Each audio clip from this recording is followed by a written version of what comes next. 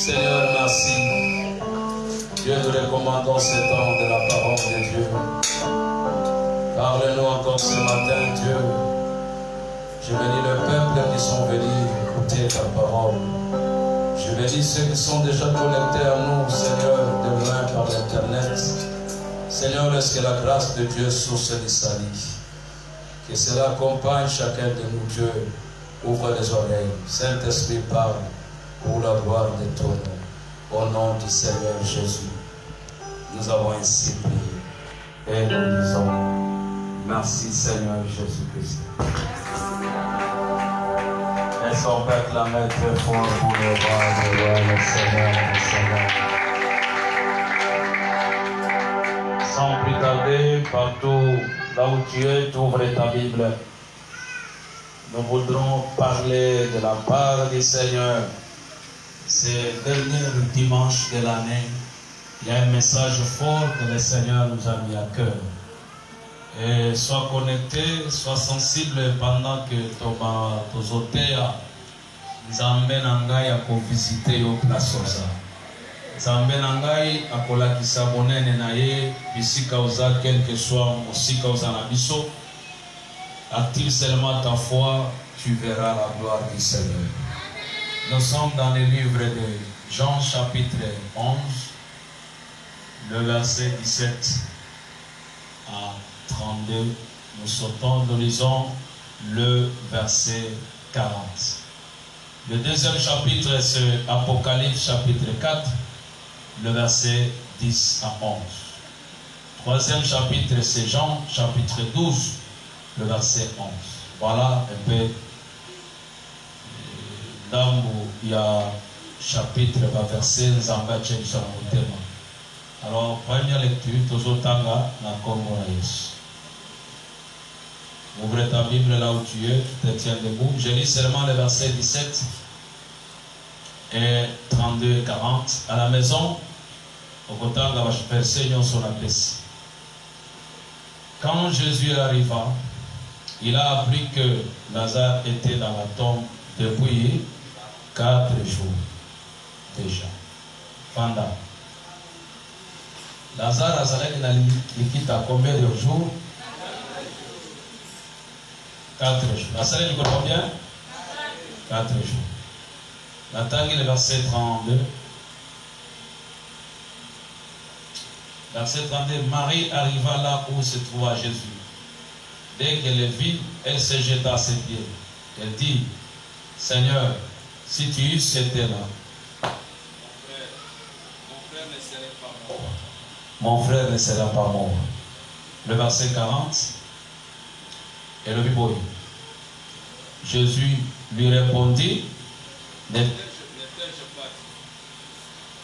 n'ai-je pas dit que si tu crois, tu verras la gloire de Dieu. Est-ce qu'on peut acclamer très fort pour la parole du Seigneur? Si tu crois, tu verras la gloire de Dieu. Si tu crois, tu verras la gloire de Dieu. Alors, sous thème na biso oyo tolingi to partager na yo na tongo lelo eza na bimisi yango na kati na perikope bien na kati na verset oyo ya 17 yango nde place to bimisi mwa sous thème oyo tozoloba. Il n'est jamais en retard. Nzambe na biso akomaka na retard na problème na yote. Ah, là on lui amène en place. Il n'est jamais en retard. Zambo na zote ya yo na tongo le dimanche ya suka ya ne. Na eu problème na yote, na eu situation aux autres traversées. Quel que soit mboka, bisika oza ndimelanga amen parce que Nzambe na na komi na retard na vie na yo. Lisolo oyo touti kotanga awa makomi oyo eza makomi Nzambe atindeli biso na suka ya mbula dimanche ya suka. Soki parent na yo, moboti na yo, sécurité na yo, entreprise na yo, bato chaki elite ya bayaka na retard na problème na yo. Mais nzambe o na zote na tongo lelo akoma etate na vie ya mutu. Je suis en train de dire à quelqu'un que la grâce de Dieu est toujours disponible. Quelle que soit la situation, problème aux anango, ngolo nzambe est disponible pour la vie na yo. Je suis venu dire à quelqu'un l'opportunité de Dieu, le soutien de Dieu est à la cas, tant aussi on l'a quitté, est à la cas bolaï a problème na yote, est à la cas bolaï a situation où ils ont traversé. Lorsque Dieu a décidé pour assaler na yo bolam, deko balinga te, okomona kembo nzambe. Batuba sa la base à la terre, même si elle est keli. La science, elle est keli bomutu, elle est keli mayele ya batu, mais elle ne jamais connaître la mayele ya nzambe pour la zoter à ton lelo. Est-ce que mutu mo pas sûr que nzambe avant to comme 31 nzambe akola ki sa bolamu na kati na binaye. Oya koloba amen nzamba localisé. Écoutez-moi, na ye na poko na tongo lelo ko activer kondima ya mutu moko. Que nzambe oya loba nzambe alingaki yo akoki kotika yo parce que problème ekami yo. Bazo pesa biso lisolo ya libota oyo ya Marie Marthe na Lazare tuku na kati na libota babanda kofanda na mboka Betani. Betani eza mboka eza na mabele awa, eza lokola Congo, eza lokola France, eza lokola Italie, bisika nyonso za wana ne mboka wana. Mais na kati na mboka wana Jésus Christ chaque fois banda koya na mboka wana abanda kofanda kolala kolia na ndako ya Marie na Marthe.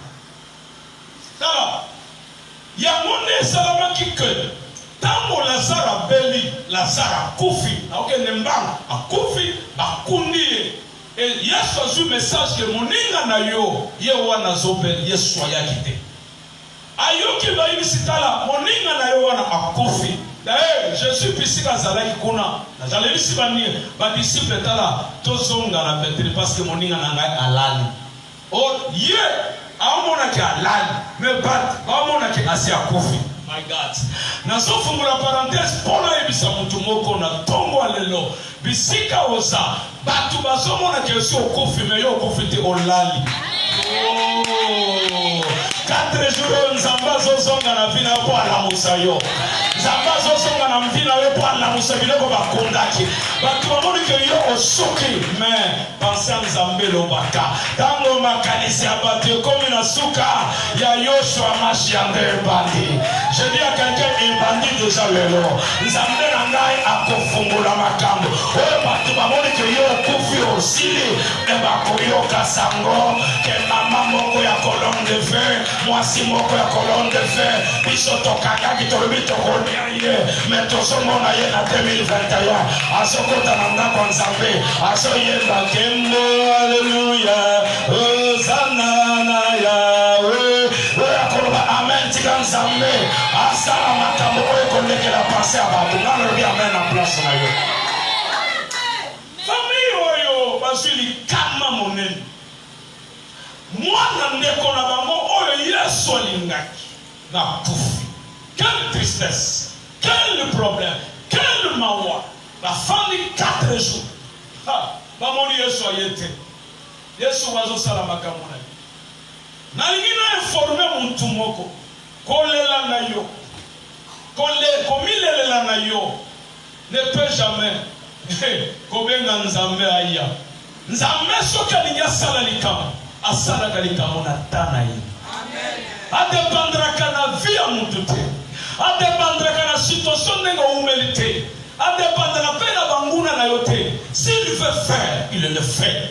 C'est pourquoi il dit dans Jean chapitre 12 verset 11 que l'heure est arrivée.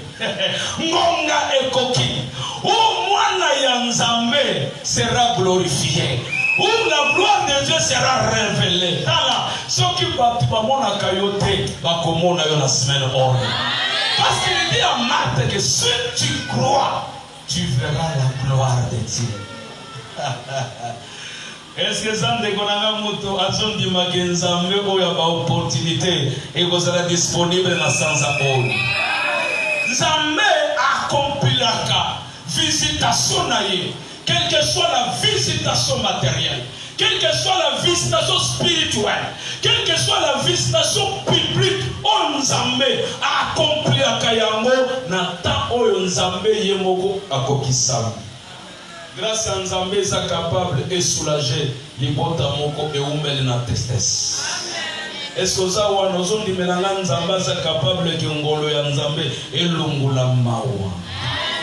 Mawa ya nini mawa parce que muntu songola décevoir yo. Oyo banda ko cha elika ka ko sala me asalite. Na lingina informer muntu moko ata muntu wana salite avant ye azala yo banda ko vivre. Est-ce que yenda ko pesa yo forme te? Oya ko pesa yo forme za mokeli na yo. C'est pourquoi l'Apocalypse Nzamba zoloba que afandi na kiti ya ngwende azalaki pembeni na ye ezalaki le 24 veillant baso yembela ye loyembo ya koloba tu es digne de recevoir la gloire, l'honneur et la puissance. Pourquoi? Parce que tu as créé toutes choses. Makambo nyoso oyo tozomona nzambe akelaki yango na volonté na ye. Nzambe na volonté na ye alobi Moïse a existé. Lokola nga existé na volonté ya nzambe. Pour que balonga ngai, il faut pas corrompre nzambe wa. Pour que babuma ngai, il faut nzambe andima. Tango nzambe andimine te, bakobundisa yo, bakolonga yo te. Parce que mokeli na yo, aza na intérêt na vie na yo. Ezaba na mosusu moni batamboli na batu baza na kindoki me bango basu kindoki te. Pesa nga amen zaba bangole. Esa batu mususu batamboli na batu basana ba coronavirus mais bango basimite parce que volonté en Nzambe nande ko kisamite pour que yo ose coronavirus nande ko kisamite pour yo kufate.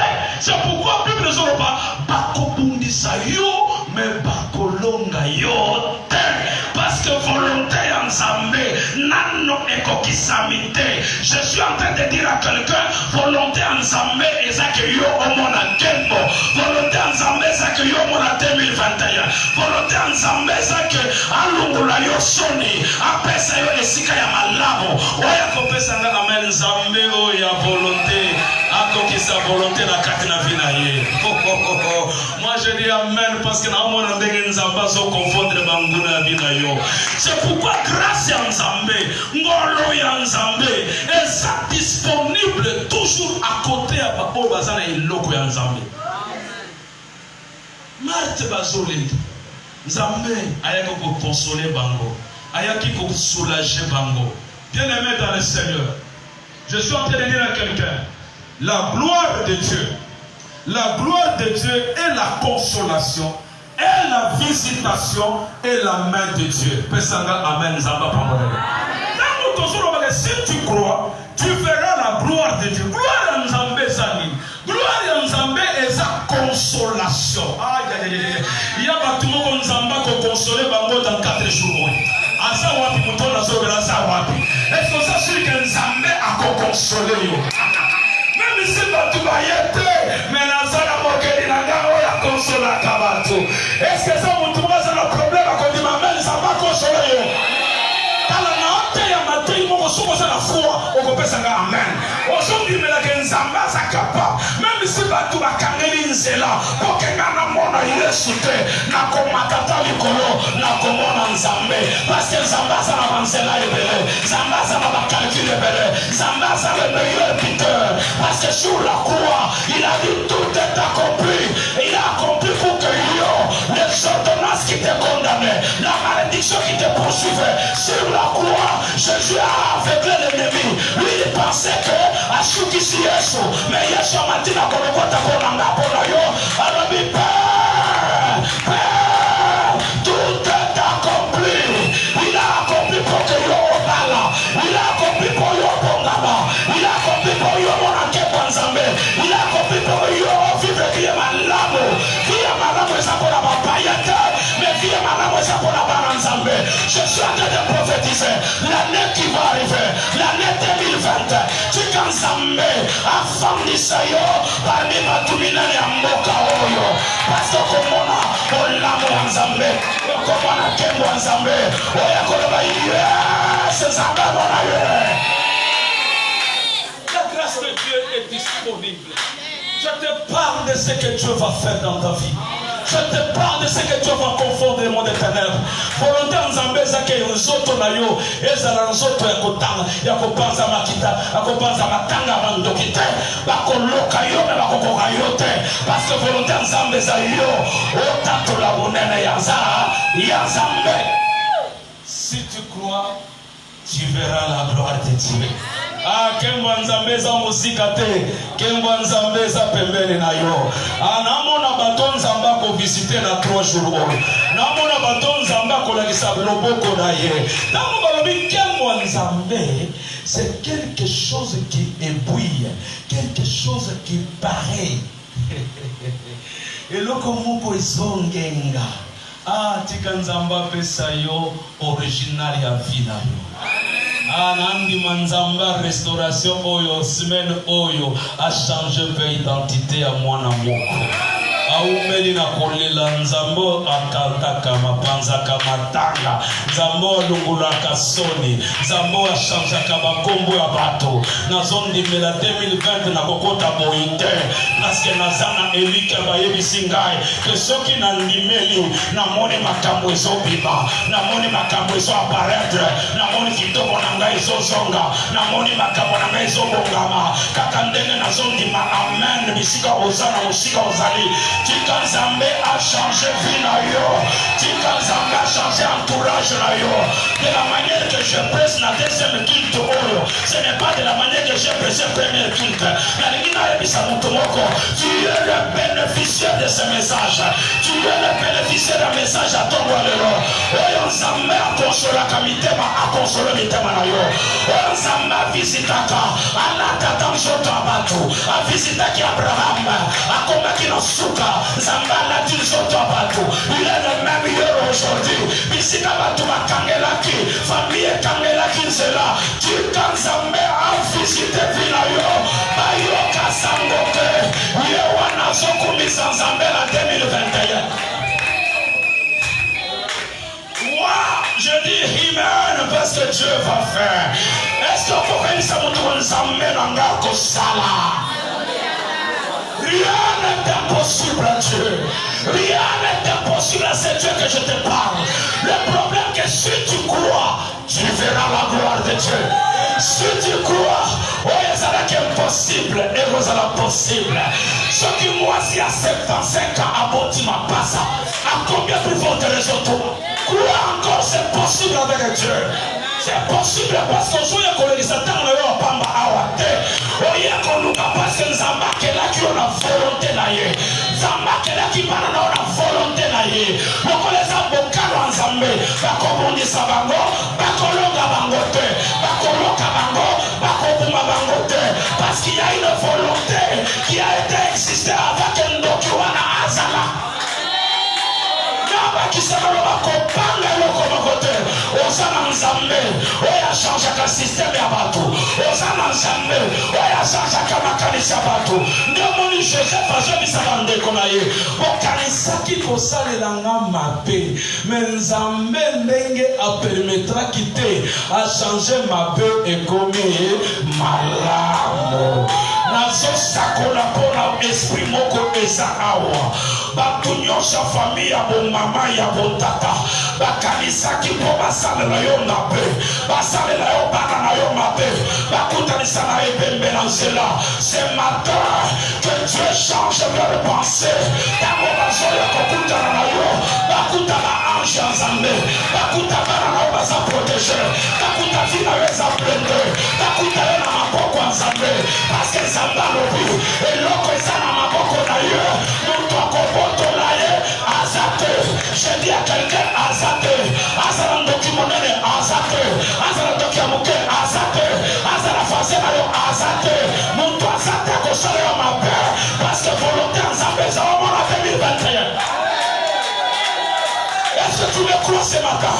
Est-ce que je dis là dans la tombe? Batumaye bio na identité akala. Mais bakoyoka sango. Mwana mobali mokunda kina kindoki. Poke ya simba mbongote. Menzambe ya truwa suroyo. Alungu la kasoni. Alungu la kabototo. Alungu la kamaladi. Ceux qui malades ça dans soto na yo. Zamba changer malade wana comme vitamine. Marc, ça fait une chose Jésus. Si tu eusses été là, mon frère ne serait pas mort. L'absence de Jésus dans ta vie, c'est la mort. L'absence de Jésus n'a foyer na yo ezali roi. Liwa ebanga kakabelo te. Ndoki abanga kakabelo te.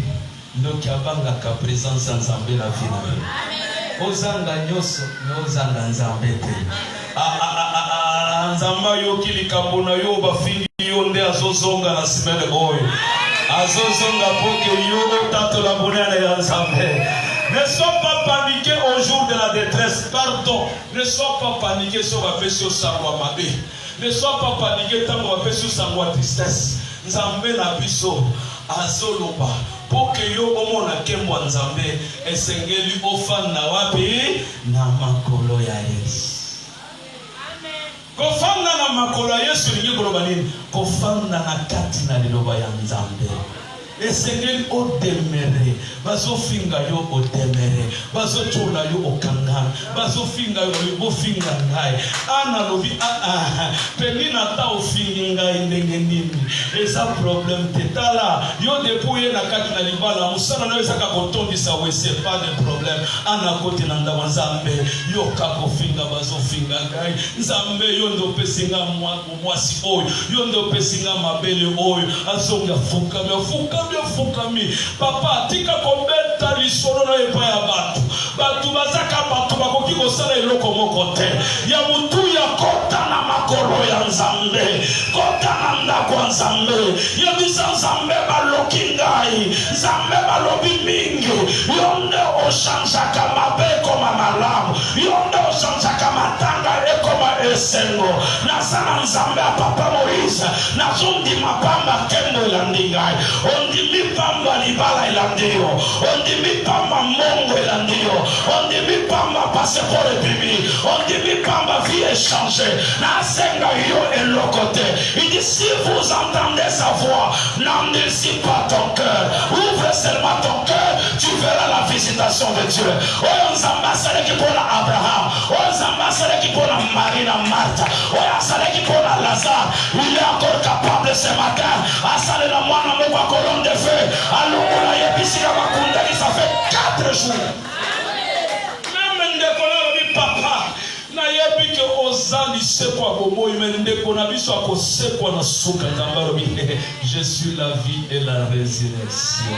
Si tu crois aujourd'hui, tu verras la gloire de Dieu. Zamba zana ba formule bele ko ndima.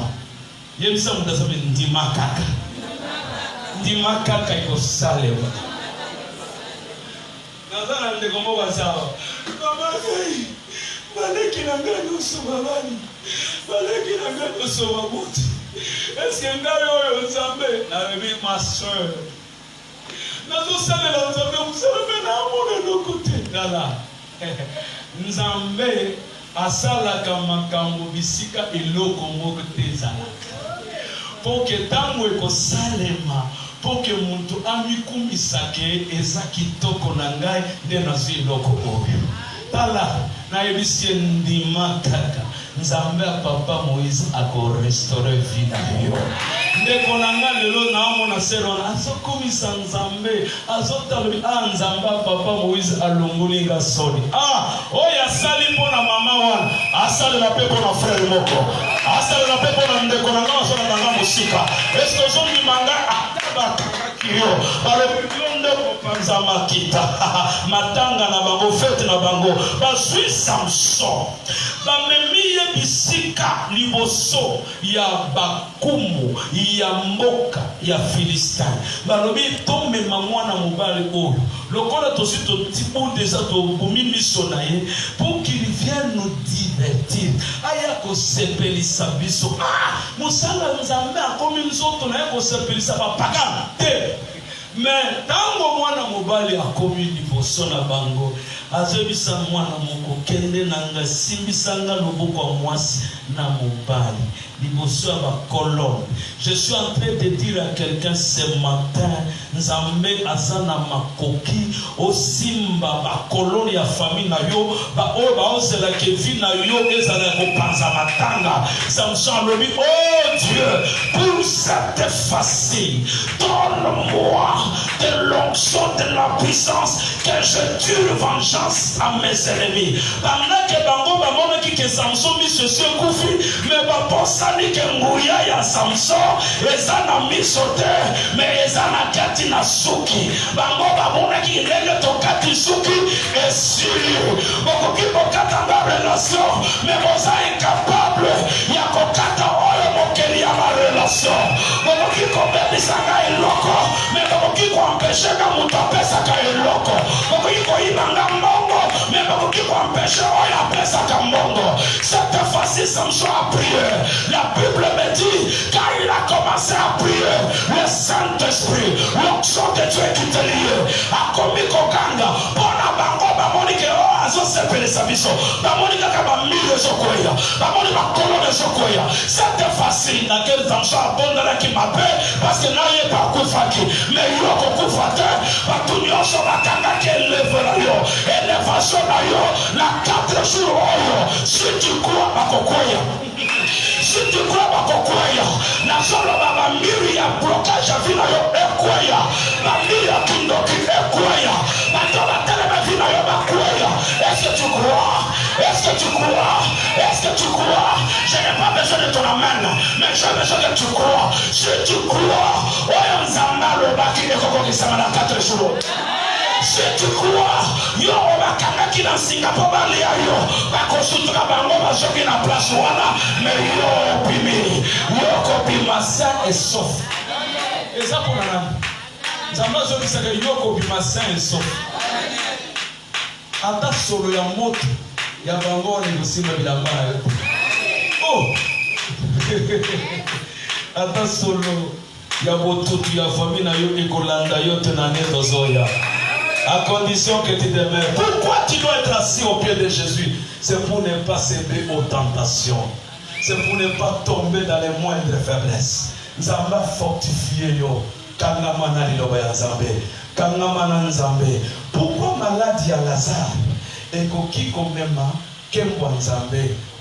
C'est parce que tango Yesu azana kati na vie ya mutu, Yesu akosala ke nzoto ya Lazare. Dans Jean chapitre 12 verset 11, le prêtre décideur va pour Lazare parce que batebele babanda kondima tant baboni Lazare afandi bandimi. Donc il faut tout effacer moi na mobali oyo pour que ba juif belé bandima. C'est pourquoi Jésus il a compris que nous autres malade à Lazare et ça pour pouvoir et ça pour na kebwa Nzambe et comme ça. Je dis à quelqu'un, ton corps ne sera pas un corps où on peut commencer à jouer parce que la Katinayo, il y a beaucoup de gens qui seront convertis. Il y a beaucoup de gens qui vont nous à travers yo. Et est-ce que vous doit ça awa? C'est sûr qu'à travers là, il n'y a pas mon l'histoire de la famille n'a pas changé. Quel que soit âge aux ans, si tu crois, tu verras la gloire. Les gens n'ont pas théologie et vérité. N'ont pas vocable et théologie et vérité. Si tu crois, tu verra la gloire de Dieu. C'est fini. Parce que Nzambe ayaka na retard par rapport à quoi? Retard na chronologie ya nani? Nzambe asala kama makambo na ngonga na ye. Ndio mwana zoroba l'heure est arrivée que le fils de l'homme sera glorifié. L'heure est arrivée que mwana colonne de feu akomona kembo, akolata na kembo, akolia na kembo, akotambola na kembo, akovivre na kembo, akomona kembo, akotambola na kembo. Est-ce que batu bakomona kembo baza awa? Est-ce que batu bakotatu na kembo Nzambe baza awa? Oya kozala motori boso atele balikola ba yes je le sois. Kondima na yo emema yo esema na vida yo. Nzamba lungulaka mawa abibisa mawa motema na yo. Nzamba lungulaka basoni abibisa soni na vida yo. Si tu me crois, que Dieu fasse ce que tu crois. lorsque nous voyons Marthe, dans d'autres la Marthe, nous découvrons que cette femme, elle croyait en Jésus. Marthe a kondima, mais kondima la naye ezanga ki fondement. Ndezomona Yesu azoye bisaye que Marthe, si tu crois, elle croyait, mais croyance naye ezanga ki fondement. Or définition ya kondima, la foi c'est une ferme assurance. Assurance de quoi? Quelle chose? Vous espérez? Est-ce que vous avez bilo comment vous espérez? Est-ce que vous avez bilo comment vous espérez dans 4 jours? J'ai dit samedi, j'étais ici le jour de Noël, le vendredi. Na fandi rabi nzambe eko zala bongo te. Na fandi batu se tient ngam na kangi église na rabi nzambe. Na yebi eloko nazo espérer avant to comme 21h na komona yango. Mona na ngaspa ye baba baba rabi ko fanda kimia. J'espère, j'ai la foi.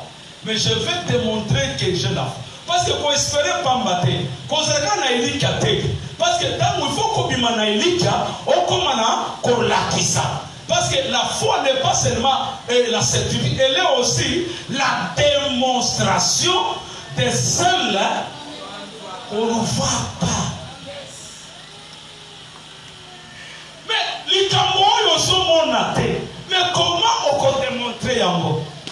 C'est là où il y a la différence. J'aimerais que Neko, oui,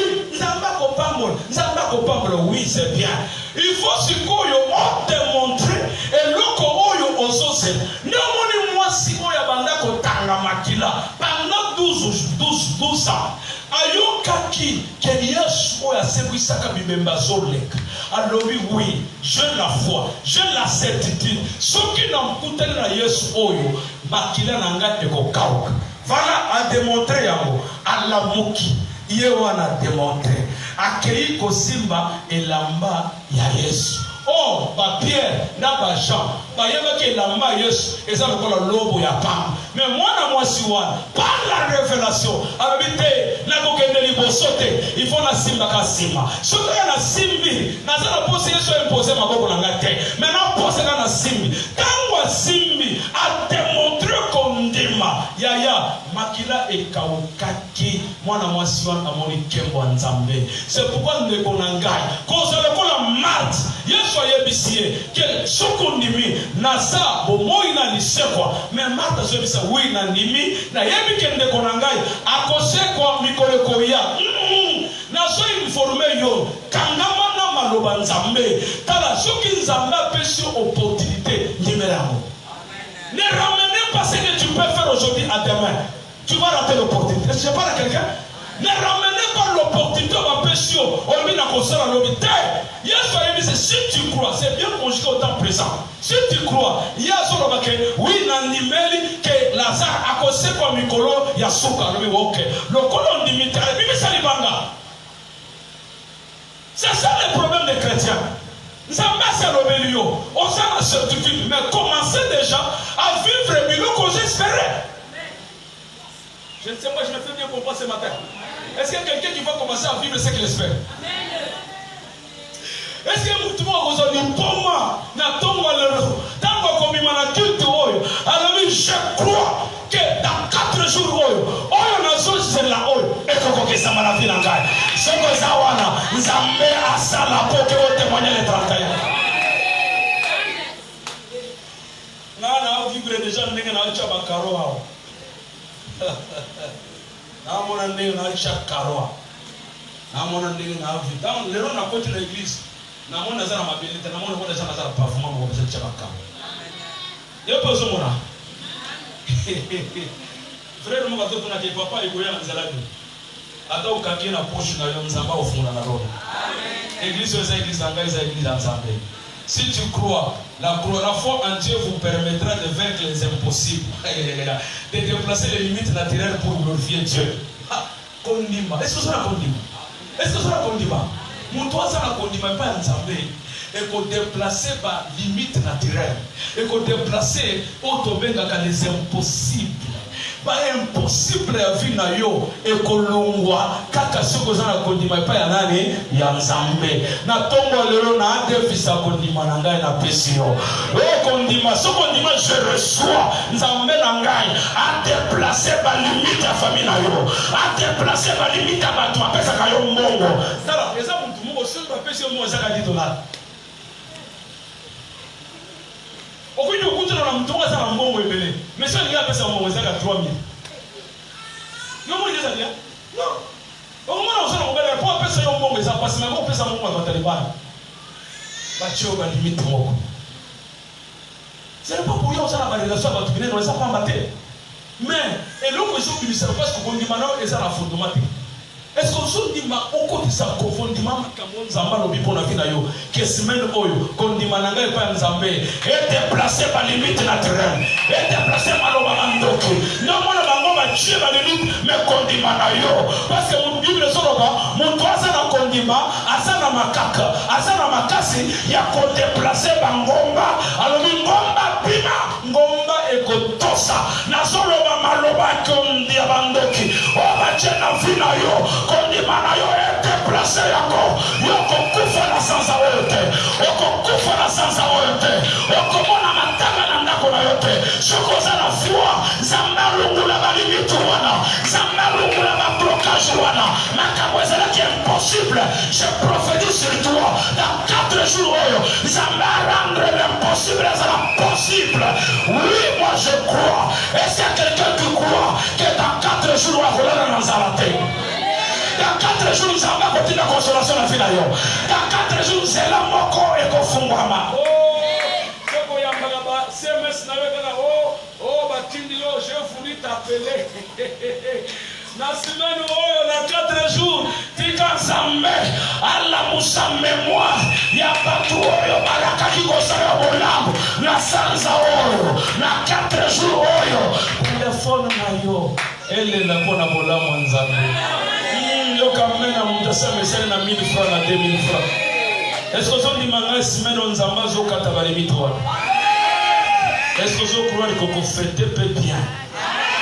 est-ce que son dimanga le 31 vous allez parmi ba to témoigner oh amen ya mutasa lembi kulia fufuna ndakala ya biomoto koloni yo pe hôtel na mesa na musu nakama il faut la kailamba il faut que l'on en lia. C'est comme si nous connaissions ce monde. Qui t'a dit que le 31, le premier jour va l'attaquer? Comment on confond dans la mboka? Et puis, chose grave, pour faire de la bâtiment, on va se faire dans la mboka. Donc, on est au Timboga, à la soirée, va l'attaquer à Pont. Il y a la tête à 12 heures. Et on les attend. On a un qui est nyati bango, oh mboka. Tika Nzambe lungula balimiti wana Nzambe na ngai ya kembo soko zondime na ngai avant tokoma mardi oyo tokosilisa marathon na biso tu dois témoigner la grandeur de Dieu. Je dis à quelqu'un tu dois témoigner la grandeur de Dieu. Je ne te parle pas de Dieu de peut-être mais je te parle d'un Dieu de réalité. Oya salaki pour la Lazare na Marie na Marthe a consola qui vit na bango azana makoki a consolé frère moko awa azana makoki a consolé maman moko awa bimisa miso na yo kotala batu te tala bonene ya Nzambe tala makambo Nzambe asalaka soki Nzambe alamusi korpo ekei koliesa mosali ya Nzambe soki Nzambe aliesi Eli na mai oyo asalaki effort te na ndeko oyo yake na yebi te na bisika balambaki mosuya ayebi te il est le même hier aujourd'hui lelo aza na makoki azwa yo en charge aza na makoki alungula yo na moto ya kindoki aza na makoki alungula bana na yo na zungu bache bango aza na makoki alungula étoile na yo. My God, je reçois un message dire à quelqu'un étoile na yo ezopima na maboko bango na yo lobi ya vie na yo ezopima onade. Si tu crois tu verras la gloire du Seigneur. Est-ce que tu peux dire à la personne à côté de toi, mon Dieu m'a dit que si tu crois, tu verras la gloire de Dieu. Viens, Seigneur. Nekonanga ningi sa yemisa zamba ya bisinga soki yo dini okomona kema yemisa kabo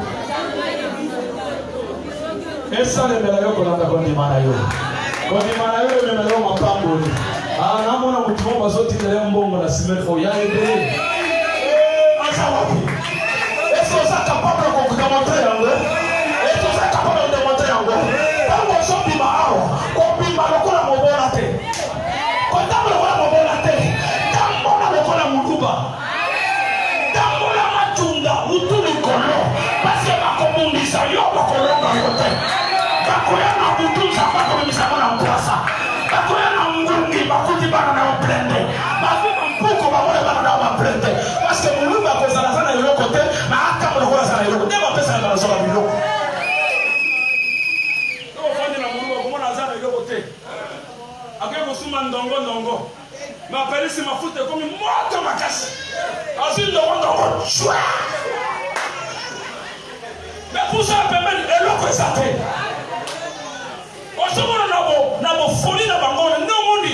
même Bible depuis Jean-Baptiste jusqu'à aujourd'hui, le royaume de Dieu est forcé. C'est sur le violent. Non, on a le principe dans le temps où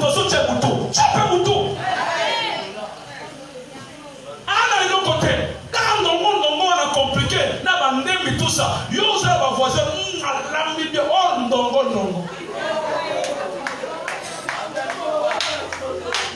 Tika zamba pesa yo kondi mabaluba.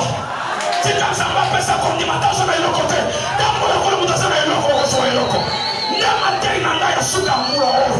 Na solo bakoba anda lelo. Osana libana te metambo yo kondi mutazo libana koso libana. Oso tamo sana mutu kate. Batu wa mwana lupona. Batu wana bako changer langage. Dambo bakoba na kondi mana yo elati soto. Tika ndoto mwana mwasi lelo elata soto. Tika oyo manda kosela elata soto. Na rubi elokalize yo. Emona yo. Elokalize bana na yo. Oya koloba shwa eyamba irango.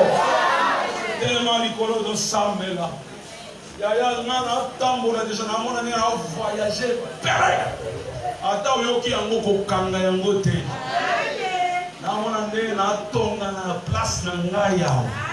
Yanga isoya. Tambola lokola mutasali po. Na die kafito lokola zori ya musuri. Parce que na yebi nzambe na ngai alumuna kana soni. Asoka biloko eza na valeur te apesi yango valeur. Onyo satambola kina kolela. Tika nzambe abimisa kolela. Atombola yo. Ofanda. Aye, na somona na ndako na batu bawe kulufete na ndako na yo.